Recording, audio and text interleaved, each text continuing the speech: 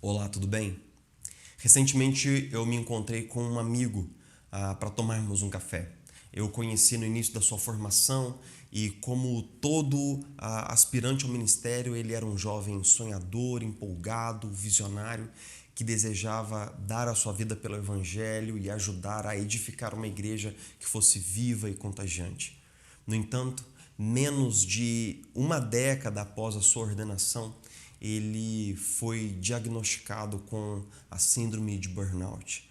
No meio de todo aquele período de colapso físico e emocional, a sua família experimentou um sofrimento indizível. Não apenas a sua família, mas também a sua igreja, da qual ele foi afastado no meio do ano. A sua igreja sentiu-se à deriva, sem saber o que estava acontecendo direito com o seu pastor. A sua família estava confusa, seus filhos estavam machucados, sem poder contar com o pai que ficou semanas e semanas trancado num quarto escuro, evitando contato com todos e com tudo à sua volta.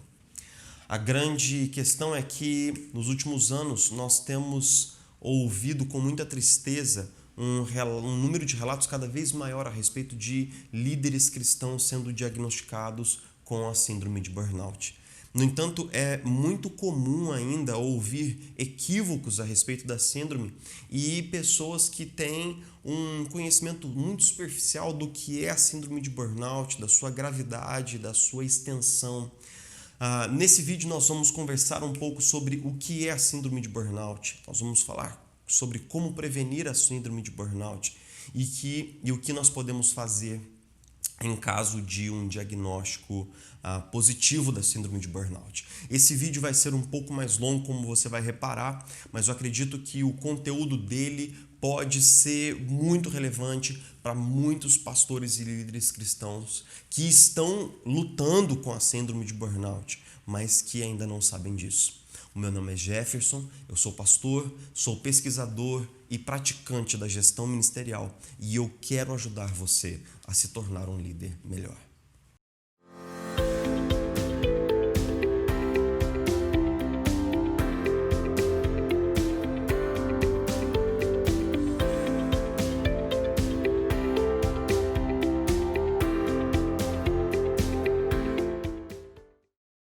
A síndrome de burnout foi oficializada recentemente pela Organização Mundial da Saúde como uma síndrome crônica. Ela incluiu a síndrome de burnout na classificação internacional de doenças, a CID-11, e essa classificação vai entrar em vigor provavelmente no início de 2022. A síndrome de burnout é também conhecida como síndrome do esgotamento profissional. Essa síndrome acomete mais pessoas que cuidam de outras pessoas, como professores, psicólogos, médicos, enfermeiros, psicólogos, assistentes sociais e também pastores, líderes cristãos, clérigos em geral. Segundo a Universidade de Johns Hopkins, as principais causas da síndrome de burnout são as seguintes: as grandes demandas emocionais das pessoas, de quem essas pessoas cuidam, né? A grande demanda emocional daqueles a quem cuidamos. Em segundo lugar, as múltiplas demandas emocionais sobrepostas, porque o cuidador não cuida apenas do seu paciente ou das suas ovelhas, mas ele cuida também do seu cônjuge, dos seus filhos, da sua família, dos seus pais. Quando a pessoa ela tem que cuidar de muitas pessoas em diferentes contextos, nós temos esse quadro de múltiplas demandas emocionais. Em terceiro lugar, a ambiguidade e multiplicidade dos papéis, ou seja, quando o papel do cuidador não está devidamente definido ou quando ele é multidiverso, quando você tem que fazer muitas coisas, quando há uma sobreposição de papéis, que é exatamente o caso do pastor da igreja local. Em quarto lugar, uma grande carga de trabalho, há sempre muito o que fazer. Logo em seguida, políticas e procedimentos conflitantes, ou seja, quando nós, além de cuidarmos das pessoas, nós temos que nos envolver com muitos detalhes institucionais, muitos muitos interesses, conflito de poder, como geralmente acontece dentro das igrejas, e em último lugar, falta de privacidade, ou seja, não há tempo para a solidão, não há tempo para a reflexão, não há tempo para o autocuidado, o tempo do cuidador é constantemente sugado, é tomado dele de tal maneira que ele verte o seu tempo em favor dos outros e não consegue ter tempo para si mesmo. Essas causas geram na pessoa que está se encaminhando para a síndrome de burnout 3 sentimentos muitíssimo fortes. Em primeiro lugar, falta de competência. Essa pessoa se sente incompetente para estar naquele lugar. Ela se sente incompetente para o ministério, ela se sente desprovida de capacidade para cuidar das pessoas, seja de habilidade ou de conhecimento. Em segundo lugar, falta de autonomia. Ela sente que não tem autoridade, que ela não tem independência, que ela não tem autonomia para fazer o que ela sente que deveria fazer. E em terceiro lugar, ela é subjugada por um sentimento de falta de resultados. Ela sente que não pode ter sucesso, que não será bem-sucedida naquilo que faz. Ela se sente fracassada, abatida e derrotada no exercício da sua profissão. Uma característica que torna o diagnóstico da síndrome de burnout difícil é que ela se instala de maneira muito gradual, de maneira muito lenta e progressiva. Mas os principais sintomas são exaustão emocional, irritabilidade, desapego do trabalho, insatisfação pessoal, depressão, sentimentos de desamparo ou desesperança, emoções negativas, alterações significativas no sono, no apetite e na libido, fadiga física e mental, privação do sono ou distúrbios do sono, negligência das pessoas que cuida, autoestima reduzida e um profundo sentimento de fracasso e impotência. Um estudo sugere 12 estágios de progressão para a síndrome de burnout. E eu achei esse estudo muito bacana e eu gostaria de compartilhar com você muito rapidamente os estágios, do início até o quadro mais severo. Vamos lá. Necessidade de autoafirmação, a pessoa quer provar ser capaz de tudo sempre. Em segundo lugar, dedicação intensificada. Em terceiro lugar, descaso com as necessidades pessoais. Quarto, ela nega os conflitos. Quinto, ela reinterpreta valores, por exemplo, ela foge dos conflitos e começa a negligenciar valores como o lazer, a família, os amigos, o descanso.